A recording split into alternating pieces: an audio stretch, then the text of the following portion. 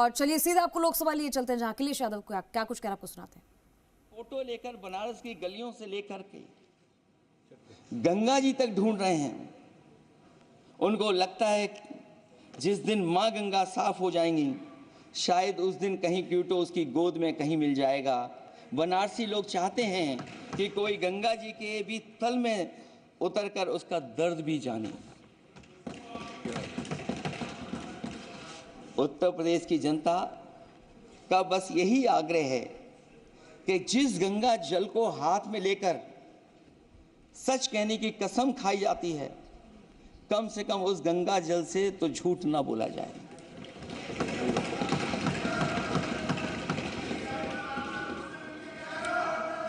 जहां विकास के नाम पर खरबों रुपए की लूट का राज खोलते भ्रष्टाचार के गड्ढे प्रदेश का नाम खराब कर रहे हैं, वहीं पहली बारिश में ही टपकती हुई छत और गिर चुकी स्टेशन की दीवार बेईमानी की निशानी बन गई है। अध्यक्ष महोदय, विकास का ढिढोरा पीटने वाले इस विनाश की जिम्मेदारी कब लेंगे? और रही सच्चे विकास की बात, तो हमने जो सड़क बनाई उस पर हवाई जहाज उतरे थे और उत्तर प्रदेश की मुख्य नगरी में सड़कों पर नाव उतरी हैं, और अभी बारिश और हो जाएगी तो नाव से भी चलना पड़ेगा। यही स्मार्ट सिटी के जुमले का भी हाल है। न तो जाम से छुटकारा मिला, न बुनियादी सुविधाओं से कोई निजात मिली, न कोई बुनियादी सुविधाएं मिल पाई हैं। मुझे याद है अध्यक्ष महोदय, देश के प्रधान सांसद जी ने अनाथ पशुओं के बारे में बहुत कुछ कहा था। अनाथ पशुओं की समस्या से छुटकारा दिलवाने के लिए कब वादा किया हुआ, लेकिन कई चुनाव बीत गए हैं, अभी तक गन्ने का भुगतान 2 हफ्ते का वचन जो दिया था, कहां दिया था? अब तो वचन देने वाले को भी याद नहीं है।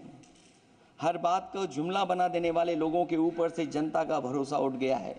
इसीलिए बहुमत की सरकार नहीं है, ये सहयोग से चलने वाली सरकार है। डबल इंजन के नाम पर उत्तर प्रदेश को टकराहट के सिवा कुछ हासिल नहीं हुआ है। उत्तर प्रदेश में प्रभुत्व की लड़ाई 2 लोगों को आपस में लड़ा रही है, लेकिन उसकी मार जनता को सता रही है। पिछले 10 सालों की उपलब्धि बस इतनी रही कि एक शिक्षा परीक्षा माफिया का जन्म हुआ। अध्यक्ष महोदय, जिस समय चुनाव में थे और उत्तर प्रदेश में वो हालात देखे हैं कि नौजवान जब भी तैयारी कर करके जाता था और परीक्षा दे करके लौटता था तो उसको पता लगता था कि पेपर लीक हो गया। और उत्तर प्रदेश में केवल एक पेपर लीक नहीं हुआ है, जितनी भी परीक्षाएं हुई हैं सब पेपर लीक हुए हैं। केवल उत्तर प्रदेश ही नहीं, मैं माननीय सांसद की तरफ से सुन रहा था, कई ऐसे प्रदेश हैं जहां पर परीक्षाएं देने तो बच्चे गए, लेकिन वहां भी पेपर लीक हो गया।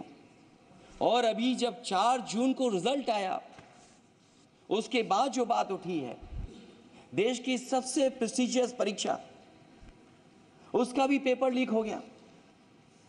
और आखिरकार ये पेपर लीक हो क्यों रहा है? सच्चाई तो ये है कि ये सरकार पेपर लीक इसलिए करा रही है कि सरकार नौकरी नहीं देना चाहती, रोजगार नहीं देना चाहती, उन नौजवानों का भविष्य नहीं बनने देना चाहती। पिछले 10 सालों की उपलब्धि बस इतनी रही है कि एक शिक्षा परीक्षा माफिया का जन्म हुआ है, जिसने तथाकथित अमृत काल में युवाओं के भविष्य की आशाओं को ही जहर दे दिया है। जो सरकार उम्मीद को मार दे, वह तो वर्तमान को सुधार सकती है, न भविष्य को संवार सकती है। सरकार आशा का प्रतीक होनी चाहिए, निराशा का नहीं।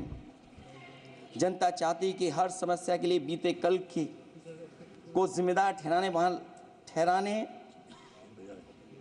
के बहाने को सरकार छोड़े और आने वाले कल की बात करे। अगले 1000 साल के झूठे सपने दिखाने वाले अगले महीने होने वाली परीक्षाओं के लीक न होने की गारंटी कब लेंगे?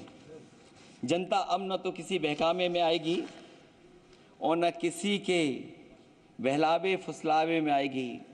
जो लोग कहते हैं कि अमृत काल की बात करने वाले जनता का जागरण काल आ गया है। आज इस सदन में नए राजनीतिक जागरण के अनेक प्रतिनिधि बैठे हैं।